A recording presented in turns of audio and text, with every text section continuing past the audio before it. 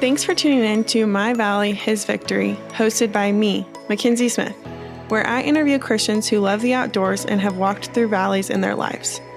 In a world of highlight reels and surface-level relationships, we all have faced hardships. I believe our experiences can be encouraging to others if we have the courage to be vulnerable. 2 Corinthians 1 says, "The Father of compassion and the God of all comfort, who comforts us in all our troubles, so that we can comfort those in any trouble with the comfort we ourselves receive from God." My goal is to inspire you to come to the Creator through His creation and connect you with Christians who have been through similar experiences. I pray that this podcast encourages you if you are in a valley and pushes you to share how God has turned your past valley into His victory. This episode is brought to you by Highlander USA.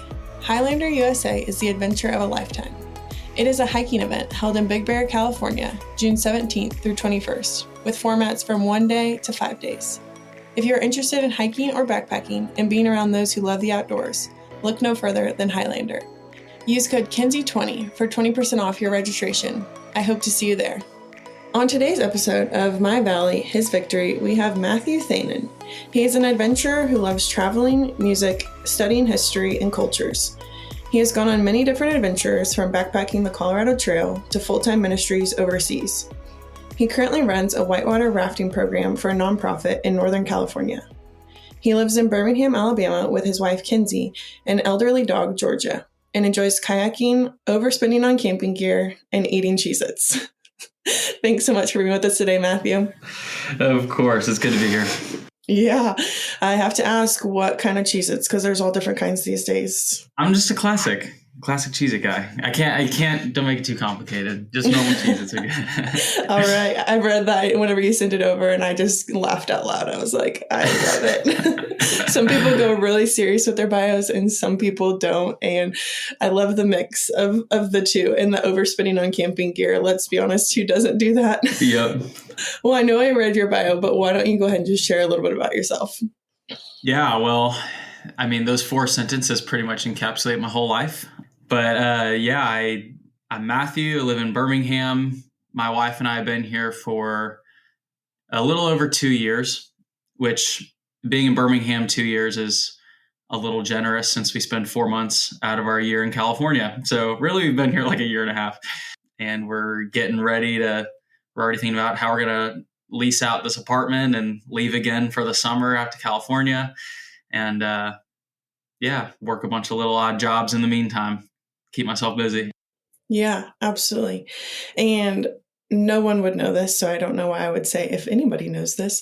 But Matthew and I met last year at the job that he's talking about in California at Scott River Lodge, which is a marriage ministry program. They have a lodge there and they host couples for about a week at a time. And one of the days that we were there, we got to go whitewater rafting. And it was actually the weekend that Matthew proposed to his girlfriend at the time.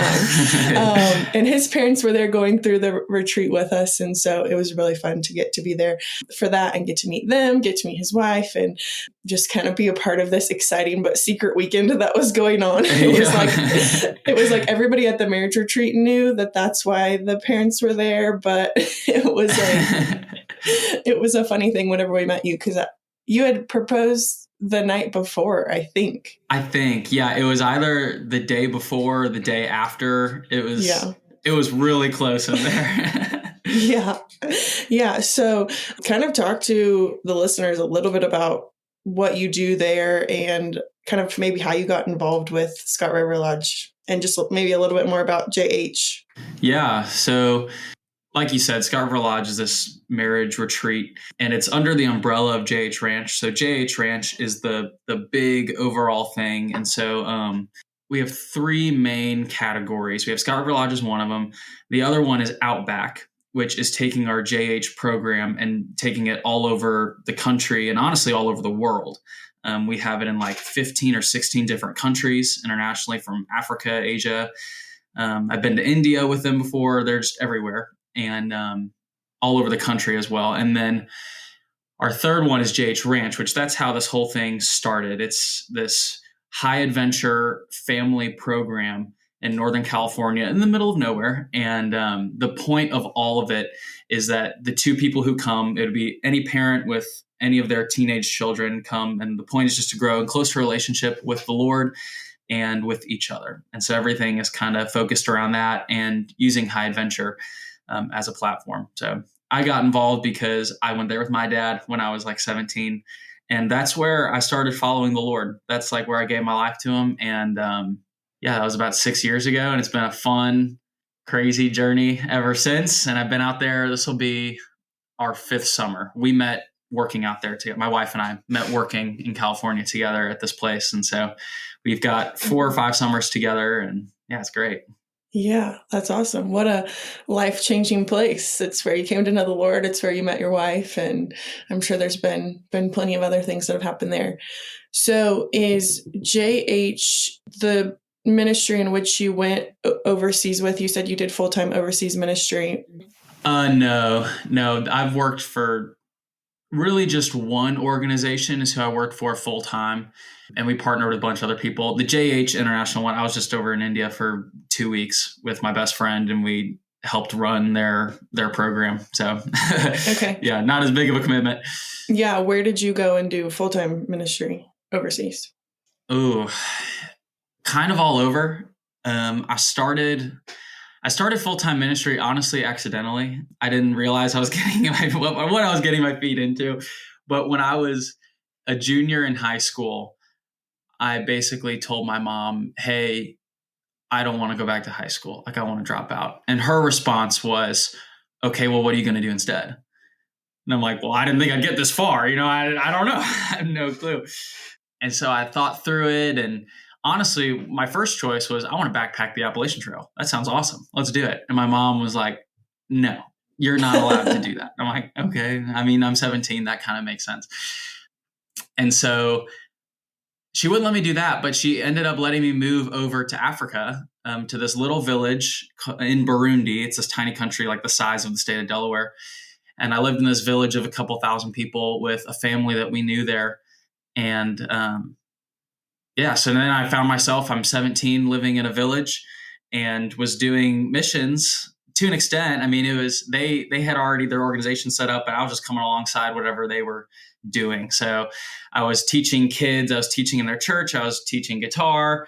I did a bunch of odd projects and stuff. And I found, wow, I actually really like this. This is a lot of fun. And so I ended up, after that, I would spend like 4 months of my summer out in California at JH. And then the 8 months in between, I would be traveling all over. So I've been to Latin America. I've been to Latin America a lot. Probably spent a year of my life in Latin America. Been to Africa probably 3 or 4 times. India, Thailand, the Middle East. And some of them were with this organization called World Race. I did World Race, and then I worked for them and like led trips with them. And then some of them were just, I had an opportunity. It was a friend of a friend. And I'm like, totally, I'll hop in and do that. Sounds great. So it's been a whole cluster of different things. Yeah. Wow. That's crazy. You're so young and to have gone and done all these things is crazy, but it's such a cool, I'm sure, experience to just get to see new places and get to, boots on the ground. Like, what does it look like to do ministry to people who don't even speak the same language? I think so often, like, I get really caught up in like, how do I do this even here?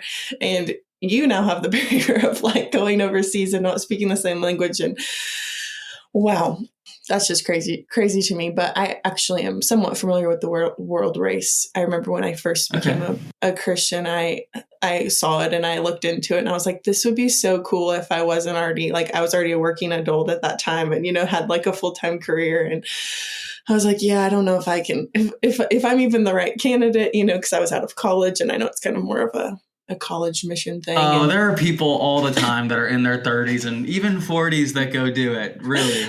I know. They leave their jobs, they go do it. You've got the adventure bug. You would love it. Yeah, I would love it. But yeah, and so I looked into it a little bit and I thought it was a really cool thing for people to get involved in and, just create opportunities that you may not naturally have. So I know that you mentioned that you wanted to hike the Appalachian Trail. in your bio, you talked about that you've done the Colorado Trail. Is backpacking like a core piece of your outdoor thing? I know you also run whitewater rafting program. Like what's your thing in the outdoors? Yeah, that's a good question. I try to get my hand in everything, honestly. So even the whitewater rafting, I accidentally stumbled into that one too. I mean, my best friend ran the program before I did, and I just wanted to hang out with him. And so that's why I started doing that. And now I've been running it for the last 3 years, and I'm just still there. And so that's how it's become a hobby of mine. Yeah, backpacking is really what got me in the outdoor world, though. I was a Boy Scout, got my Eagle Scout, official things like I'm officially outdoor trained or whatever. But I remember I was 10 years old and my dad was also an Eagle Scout, and he showed me a picture and showed me his backpacking gear. And as a 10-year-old, I saw that and I was like, that is what I want to do. I don't care what it takes. That is the coolest thing in the entire world. And so, I've had a lot of trails on my mind, but I actually almost didn't go to JH. My dad had taken all my other siblings, and I was like, I want to do a backpacking trip with you instead. Let's do a section of the Colorado Trail. And we thought about it and stuff. And he eventually was like, I don't think it's a good idea. Let's go to JH instead, which I look back, I'm like, I'm really thankful I did. That's how I started following the Lord. But later, as time went on, I was like, I really want to do this trail still. I really want to get out there, and it's just a lifelong dream to do like a multi-100-mile trail. And my mom, again, was like, you can't go unless you go with someone else. And I was like, all right, fine. So I started the trail with 2 other guys, and one guy dropped out on the first day, and the other guy dropped out on day 6. And so then I found myself doing the whole trail by myself anyway. So how long did it take you? It was exactly a month. It was August 9 to September 9 in 2020. Okay. Very cool. That is a shorter section or, through hike that I would like to do at some point. I think I've crossed the big ones off my mental to-do list, of I don't know that I'm going to be able to take 5 months away. I'm married now, right. All the things, but those ones that are a month and under are where I seem to find, find the enjoyment and find the actual, I could do that and feel good about it, in the season of life that I'm in. But that's really cool. Had you been backpacking a lot before that?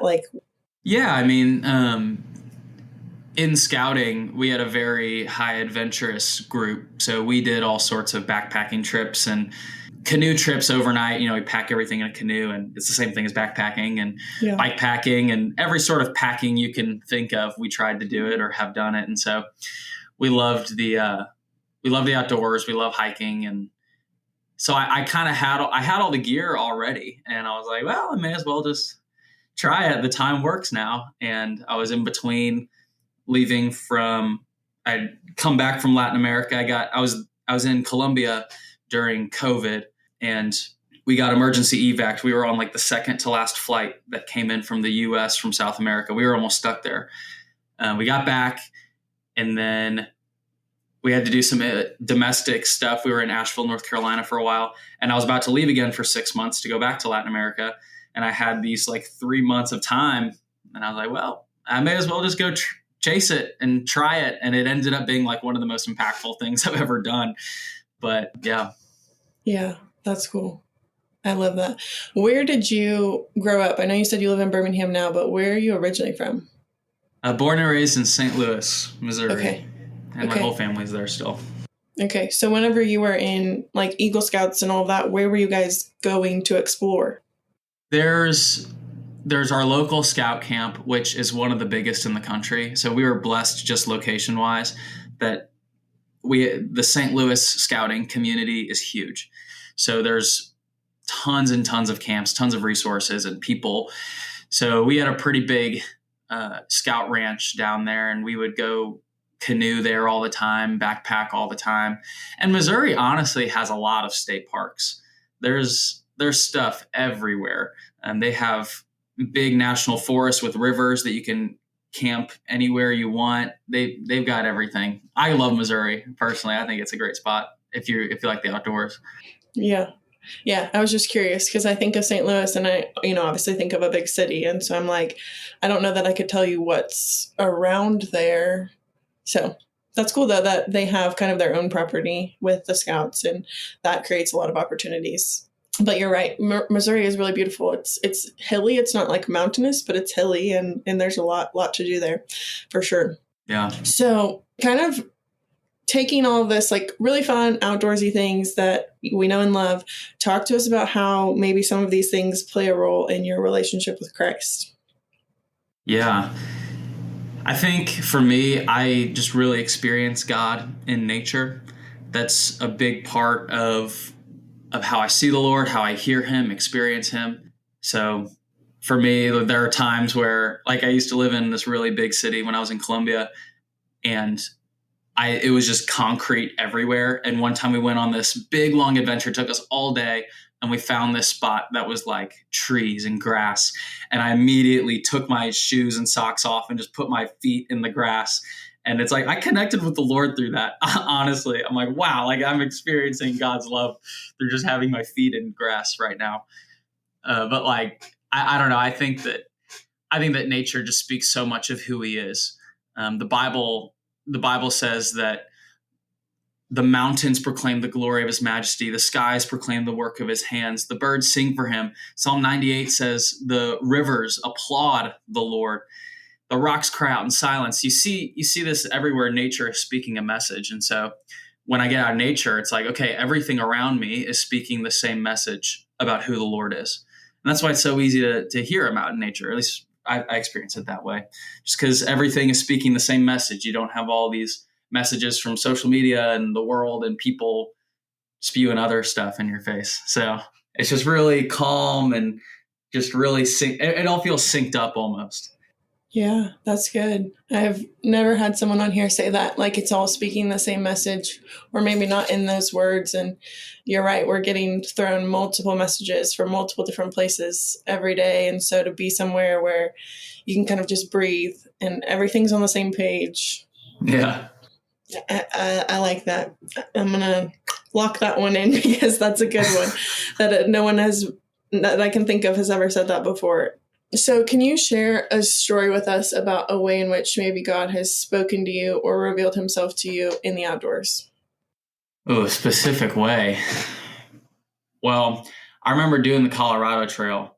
I was out in the mountains, really remote areas. I mean, there's areas where you go 100 miles and don't cross a road. So you're out there in the middle of nowhere.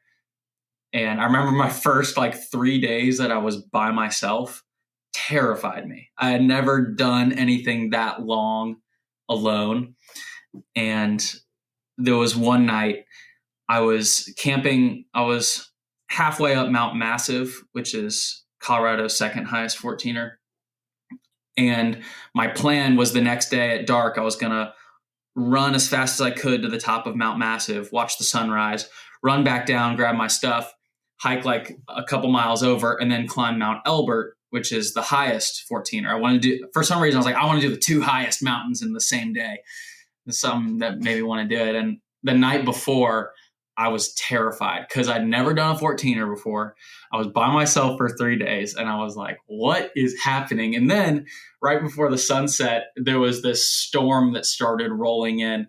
And then it's my first storm alone. I'm freaking out. I'm like, God, what are you doing? You're ruining everything. And I remember how present the Lord was in that moment. He was present the whole trail. I mean, honestly, which makes sense. It's one of the most beautiful places ever, that trail. It's, I think, America's #1 scenic trail is their title, their selling point or whatever. But it's true. It's so beautiful and so vast. And the Lord spoke so much through it, almost conversationally too. Because before the trail, part of my reason of doing it is I wanted to connect with the Lord. And I made a goal that I wasn't going to use my phone at all. So I took pictures, and I had to text my mom every 3 or 4 days to tell her I was alive still. But besides that, I didn't use any internet, any music, podcast, audiobook, anything. And there's through hikers a lot that I think listen to stuff because it helps them think, but I wanted the silence. So I had absolutely zero outside input except what was right in front of me. And I just remember moments where it felt like the Lord was standing next to me and we're just talking and having conversation. And it was so distraction free. There was nothing else to do but walk and talk. That's all you could do for 15 hours a day. So, man, I look back at that time on the trail and I miss it. And there's a lot of reasons I don't miss it, but I miss it for that reason. Backpacking is secondary fun. So it's fun after the fact. Yeah. Type 2 fun. Yeah. Type 2 fun. Yeah, no, exactly. I think that's really cool that you intentionally made that goal to not listen to get any outside input. And that's hard. Like, being out there, I mean, I spent 20 days. I haven't spent a month, but that's hard to not have any outside input. And honestly, it's good for us though, because it kind of resets us back to like, I think back 50 years ago, like, I don't know what year the radio was invented, but like, we didn't have all these distractions, not that long ago. And so we've come so far into just so many distractions, and it's really good to like be bored and to have to, focus on the things and, spend that uninterrupted time with God. Like when, I look back on my time on the John Muir Trail and I'm like, when am I ever going to have that amount of time, to just spend with the Lord? And so it's definitely a super special time. And I'm sure it was really special to you being able to just have that community and have that time with him. It's super sweet. Super sweet. So I know you live currently, not when you're not out in California, in the beautiful, beautiful area of Northern California. My goodness. Beautiful Northern California where Scott River Lodge is. I know you're in Birmingham, Alabama, which is, what I would call a big city. It's actually not too far from where my husband's from. So I'm super familiar with Birmingham. It's funny because I was telling him, I was like, yeah, he's from Birmingham. He's from Montvale, which is like an hour south. But anyways, so talk to us about kind of in your everyday life, not on these big adventures, not out at summer camp in California, how you connect with God through his creation on an everyday basis. Yeah, that's such a good question. That's honestly more of an art form than than anything else, figuring out how to see nature in the city. Yeah, in Birmingham, maybe it's just because I'm only here during the winter. I'm never here during like the longer days, but during the winter, it just feels so dark and cold all the time. And I'm like, oh God, please show me where to go. But I actually find that if you can figure out your area, what it has to offer, and then just shift your own interests towards what the area has to offer. So when I was in Missouri, there was this lake on the side of the interstate. It was just on my commute. And every day when I was coming home, I would stop on the side of the interstate and just stand at the lake. And there was an angle you could specifically stand at that if you looked a certain direction, you wouldn't see any buildings on either side. It was just this lake. You'd have to block out the sound of the interstate behind you too. But for a moment, it's like, oh, the sunset and this lake, this is beautiful. And in Birmingham, I've yet to find a spot like that that's close. But it's really, I've just decided I have to make this place fun, because I used to complain all the time. Birmingham's terrible. This place is so boring. I want to move back to Chattanooga. And it's like, okay, well, that's true, maybe. But there are definitely some places that have mountain biking trails, or there's actually a lot of rivers down here. I didn't realize that until this last year. But I'm like, okay, great. There's rivers. I'm going to get a kayak and I'm going to get into kayaking. They've got mountain bike trails. Great. I'm going to get a mountain bike and I'm just going to enjoy it. So I've had to shift my own individual interests to just say, I'm going to enjoy this for this season. And this is going to be my hobby, whether I like it or not. And I always end up liking it. So Yeah, I think that's has been a part of it for me. And I just have to sit by windows all the time so I can see as many trees as possible. Yeah, no, that's good. Like you've had to develop new skills and new activities, and instead of just pouting and saying, oh, well, they don't have this here, it's like, no, what can I do? And maybe I have to learn a new hobby, but if I really want to be outside, then maybe that's something that I have to do. And so I think that's cool. I was going to tell you, there's a couple guys that have been on here that are from Birmingham, and they have hiked the Pinhoti Trail, which is like, I think it takes like a week to hike. I think it's like 100 and something miles. But anyways, you should look into it. I have a little bit. I want to so bad because it's another thing I can do, but yeah, there's work and life. Finding the time. We have a dog now, so there's interesting things. But maybe if I don't go out to California again, I can leave for a week during the summer and hike it. Yeah, no, I get it. It was funny because me and my husband used to live in Alabama, and I told both of the guys, I was like, how come I didn't know about any of these things? Like they named like 4 trails that are just great. And I'm like, how did I not know about these things when I lived in Alabama? I thought all Alabama was hunting and fishing. Yeah. Well, Matthew, switching gears a little bit into the title of this podcast, My Valley, His Victory. Love for you to share with the listeners a valley or a season of wilderness that you experienced and just what God maybe taught you or prepared you for in that season. Yeah, that's a good question. Honestly, my biggest valley has been moving to Birmingham. Nothing against the city, but I moved here with the intent to be here for 3 months. And after that, I had this whole internship with my church back in St. Louis that I was going to move back to St. Louis and basically live in this Indian community and minister to people who are from the 1040 window that now live in the U.S., with the intent that after a year of doing that, I would be sent out as a full-time missionary from that home church. And so the 1040 window is the longitude lines of 10 and 40. And that's where like 98% of unreached people groups in the whole world live. So that's Northern Africa. And then as you go across, it's the Middle East, and then like India, Thailand, China, that lower section of Asia and the Pacific Islands. Because we always send mission trips to Africa, and I'm guilty of that. I mean, I've lived in Africa for months at a time, but there's more Christians in Africa than North America and Europe combined. What? Yes. Isn't that a crazy statistic? It's true. If you take all the Christians in North America and Europe together, there's more Christians in Africa still. Most being sub-Sahara, south of the Sahara Desert. I mean, when I was living in this village, I came in the name of missions, but at the same time, there were more churches there than around here in Birmingham. And this is like Bible Belt of the capital of the world, There really is so many Christians in Africa. And so not that we don't need missionaries going, but so much more of the work there is humanitarian, which is great, still needed, absolutely.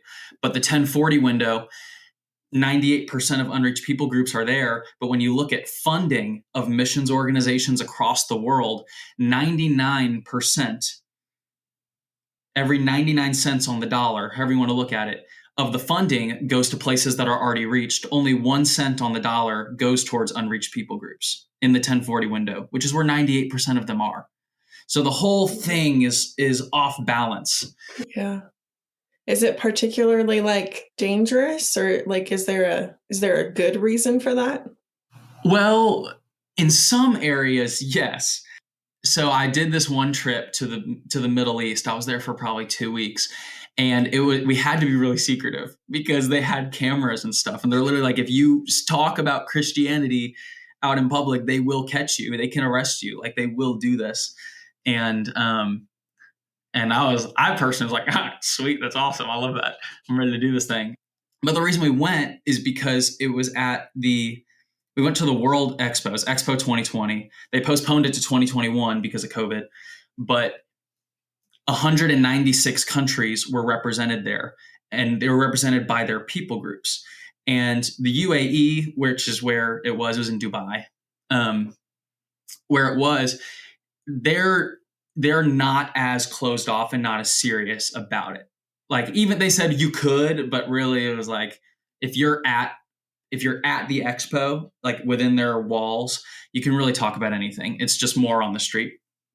But the reason we went was because there were people from Yemen, Oman, Afghanistan, Iraq, Iran, Syria, Somalia, these places that if you go as a Christian, you actually could get killed.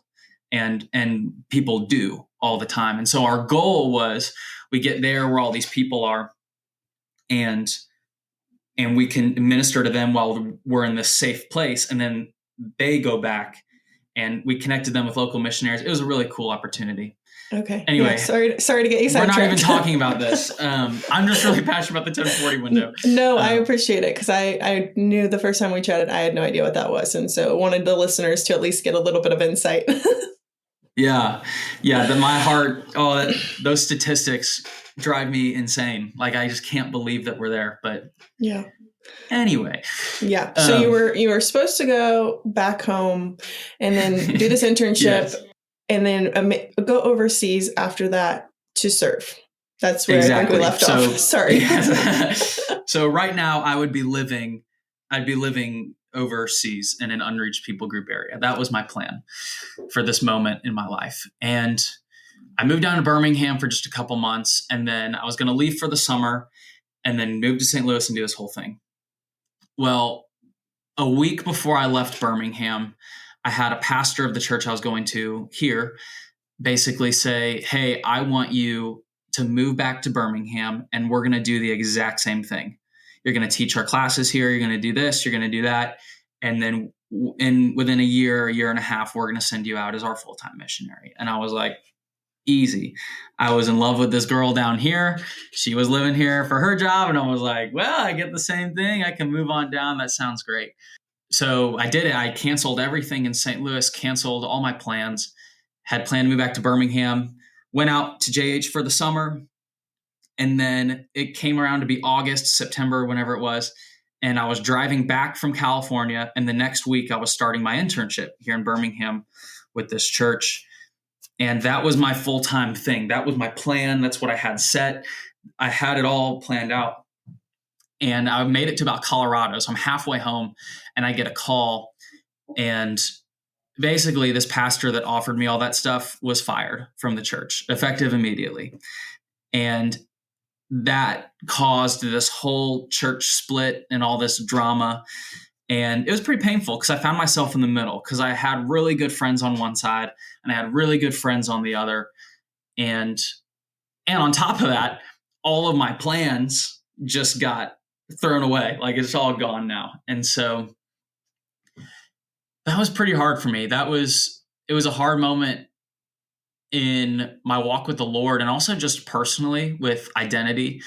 I still struggle, and I work on not making my identity what I do, and to have nothing planned out. So then I spent the fall, I had a little part-time thing, 2 little part-time things, but for the most part, I had nothing to do.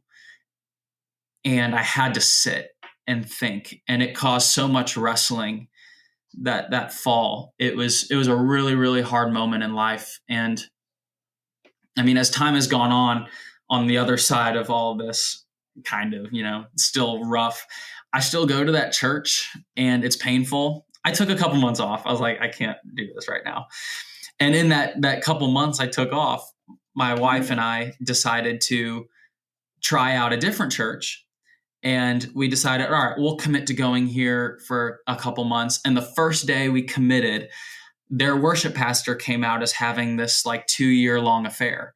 And it caused a church split there. And we're like, oh my gosh, like, what is happening? And so we felt like we were part of 2 churches. And every time we committed to something, the whole thing just blew up. And so we took a little break of just like, oh, what do we do? And my wife has been a lot more gracious. I'm learning from her a lot in this whole process. But, we've had to learn to walk in so much forgiveness and understanding, and just even not understanding. Like, I don't know what's going on with this. And I just have to choose to say, I don't need to understand everything. Like, your plans aren't my plans. Your ways are not my ways.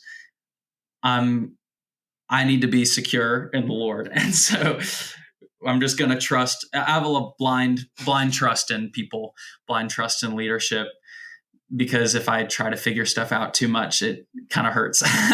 So, yeah, absolutely.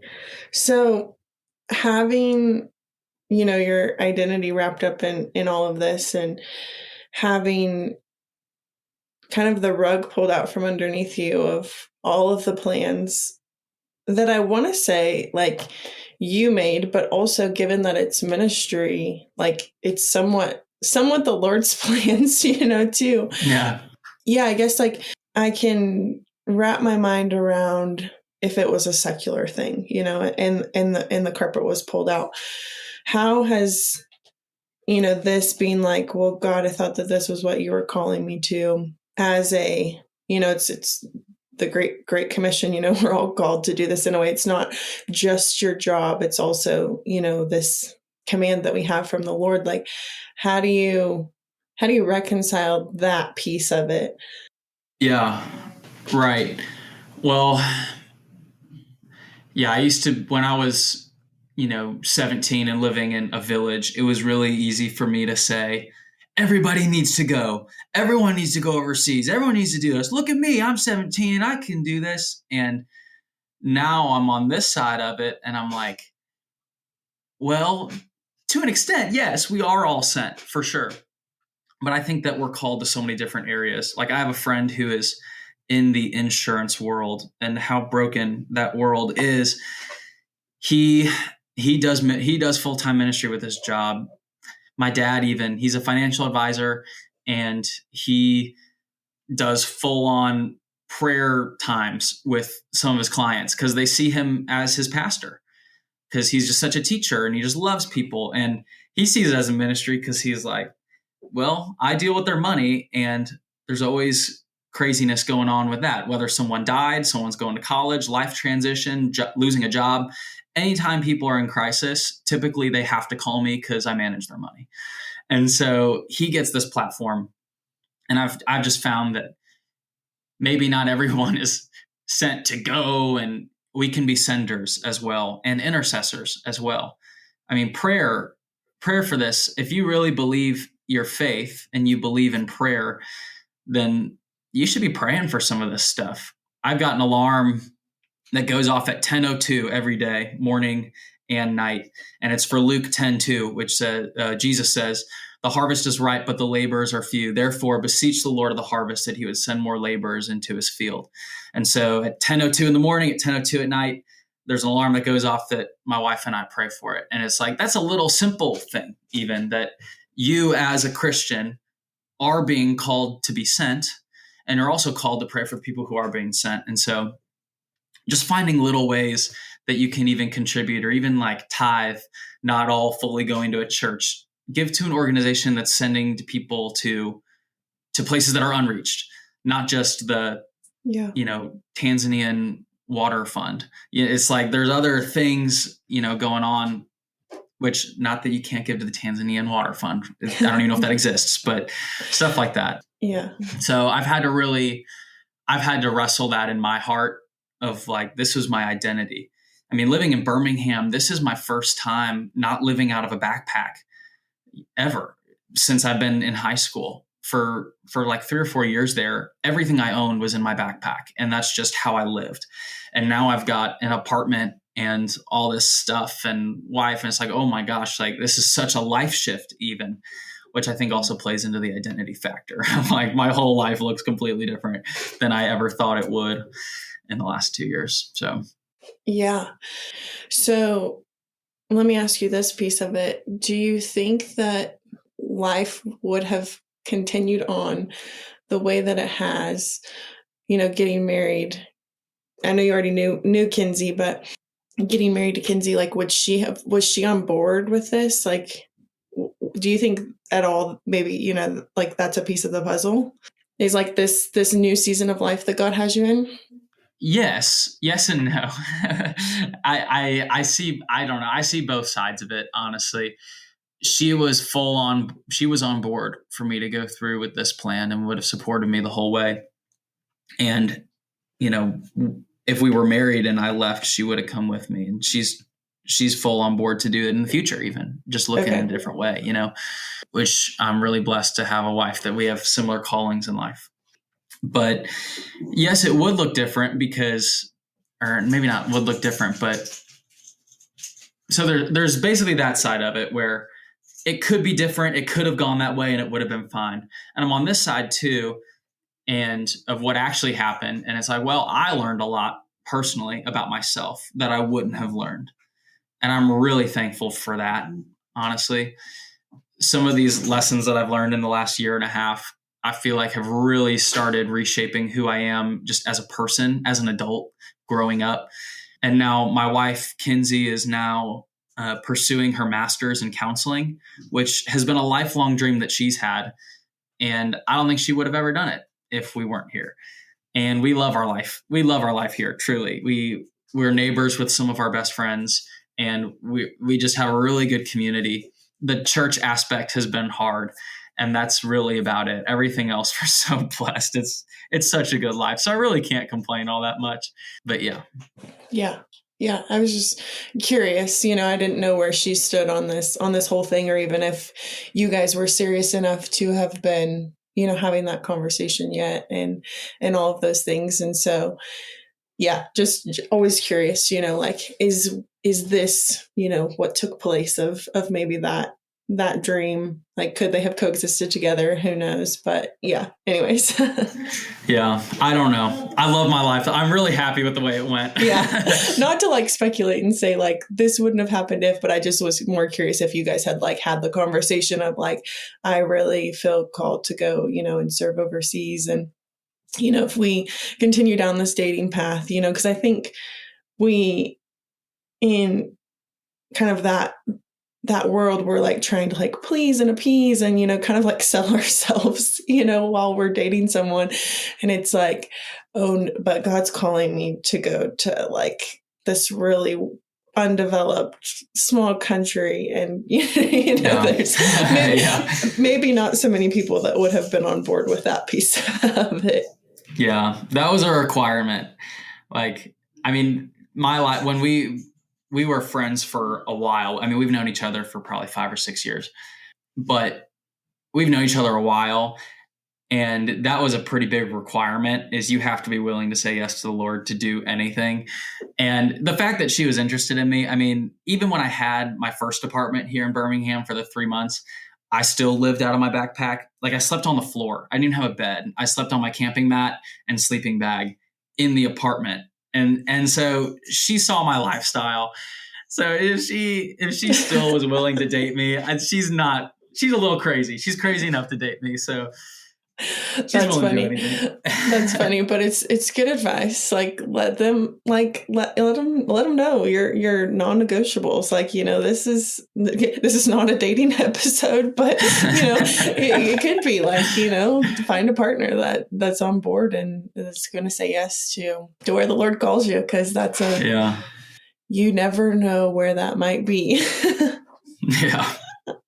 So, Matthew, for maybe a listener that's going through a similar season, you can pick and choose the part of it maybe that you want to speak to, but if they're going through a similar season, what's a word of advice or piece of encouragement that you would give someone who's maybe like in the middle of it, can't see, the light at the end of the tunnel? Yeah. Wow. Well, a verse that stands out is Psalm 145. And the reason that this psalm stands out is just because this is, I think, the Lord's life verse for me. I mean, this has been my life verse for a long time. Since I started following the Lord, I've had it taped up in my shower. And every time I shower, I have to read the whole thing and think about it. And what I found in this season that's really hard is I always used to be growing and I really value knowledge and all this stuff. And the Lord was taking me back to such simple things of like, even me being like, oh man, the Lord calls us to forgive. and just the simple idea of forgiveness and what that carries and walking in that. And so Psalm 145 says, "The Lord sustains all who fall and raises up all who are bowed down. The eyes of all look to you, and you give them their food in due time. You open your hand and satisfy the desire of every living thing." And I, have prayed that for a long time. Like, the Lord holds everything in his hand, all of our desires, everything. And he opens his hand and satisfies the desire of every living thing. That's every animal, every plant, tree. Like, he's just in all creation. And verse 18 of this says, "The Lord is near to all who call upon him, to all who call upon him in truth." And it's just this, Lord, I have to call on you. And you see my heart. You see I'm truthful. You see I'm hurting. You see this whole thing is gross and just a nasty situation. And I don't know what to do. And Lord, you see that. And you hold every desire that I have and every pain I have, you hold it. And you open your hand to satisfy my desires. And so you are compassionate, and just believing these things, almost saying it as like a declaration, like, you love me, you care for me. And the very last verse of the psalm says, "My mouth will speak the praise of the Lord, and all flesh will bless his holy name forever and ever." And that to me is a command. Like, I'm saying my mouth will speak the praise of the Lord, and I will bless his name. Even when times are hard, it's like, oh, Lord, I'm going to praise you. I don't feel it. I don't like it a whole lot, but I will praise you, because that's who you are, and you're good no matter what. And so that verse has been around, these verses have been around for, in my life for years, but he's taking me back to these really simple phrases, and it's just like profound, expanding on them. And that's really how I see this whole last 2 years. It's a maturing process. It's growing things that are deeper than just growth. And I always used to see myself as like, I need to grow. And it's easy for Christians to think that I need to grow in my Bible verse knowledge, and I need to grow in this, which all those are really amazing, awesome things. But like, I need this fruit in my life, which fruit is amazing, and fruit is part of it. But there's seasons. I mean, if a tree looked at itself and defined its success by the amount of leaves it produced, then every winter it would get depressed. Yeah. Because it's going to look at itself and say, wow, I did all this work and now I'm down to nothing. And it's like, no, you're growing rings on your tree trunk, and that's maturity. It's not the amount of leaves you have, it's the amount of rings you have on your tree trunk. And so that's a thing that can't be taken away. It's a thing that's deeper than outside appearance. You can't tell how many rings a tree trunk has on it just by looking at it. And that's years. It's the hardening. That's the real maturity growth process. And so I've had to look at myself and see all these hard things and be like, oh, I'm not a missionary anymore, and I don't do this anymore, and my spiritual walk doesn't look like this. I'm praying for healings even. I don't see healings in my everyday life anymore. I don't see this fruit. It's like, okay, Matthew, it's deeper than that. You're growing rings, you're maturing. You don't have to judge yourself by your actions and fruit all the time. Yeah, that's a really, really great analogy. Thank you for sharing that. It reminds me of, there's a book called Like a River that Granger Smith wrote. And he was an ex-country singer, and now he's a pastor. And he talks about trees in that book. And there's a kind of chapter where he walks through his own analogy of how his life is like a tree. And so I appreciate you sharing that, because it was different, but it reminded me of that. And I haven't thought about that book in a little while. It's a really, really great book. And I think it's so true. Like, we just want to be in growth all the time. I know I'm guilty of that. I know that many Christians are guilty of that, of like, oh, I should always be growing. I should always be, all the things. And it's like you said, seasons are so important. And nature goes through seasons. You look around, you said it's cold and it's dark, and it's like, that doesn't change anything about, the fact of who God is. And, I've been reading, as I was thinking about this, I've been reading through Genesis and reading the story of Joseph. And something that has really stuck out to me this time around was, it says in almost every season, it says God was with him.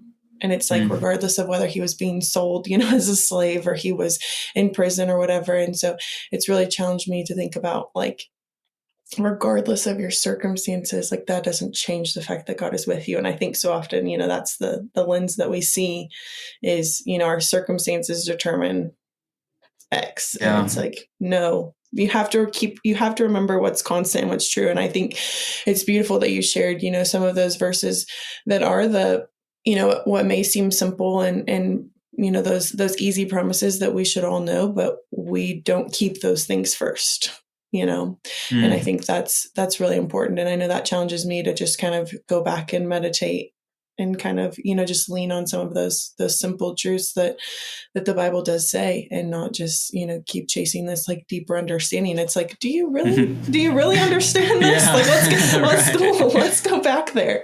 And so thank you so much for sharing that. So I know that you don't do a whole lot of social media, but is there anywhere in the world that someone could find you if they wanted to connect with you, Matthew? Yeah, that's a good question. Well, I have an email. It's my first name and last name at Gmail. But maybe I shouldn't share that on the public sphere. I don't really know. I don't care. I have a Facebook. I don't use it except for Facebook Marketplace and a whitewater rafting group that I'm in. That's really all I use it for. But if you direct message me, I can answer. So go to Birmingham and find Matthew. Right. I'll send you a coordinate. I admire that about you, though. I will say that. I remember your mother-in-law was the one who reached out and was like, you should have Matthew on. And I was like, but she was like, but he doesn't have social media. And I'm like, that's okay. I think that's really cool that people, like young people, don't have social media these days. So anyways, I admire that quality about you, because you probably are you're a lot less distracted, and you're probably doing better things with your time than doom scrolling. I wish. I just distract myself with other stuff. I used to be a Snapchat addict in high school. And then when I moved to Africa, there was no Wi-Fi. And so I've had years of just purging social media. So actually in real life, it's like, now that I'm back in the real world, if you just don't start it up again, you're good. Just keep it where you don't use it. Yeah, that's funny. Well, thank you, Matthew, so much for being here and just for sharing your story and walking us through this season, because I know that a lot of people can relate to, having kind of a plan and then having that whole thing flip upside down and trying to navigate that. And so I just appreciate you being here and sharing your story with us. Of course. It's a pleasure. Thanks so much for listening to this week's episode of My Valley, His Victory. If you or someone you know are interested in being on this podcast, please email myvalleyhisvictory@gmail.com.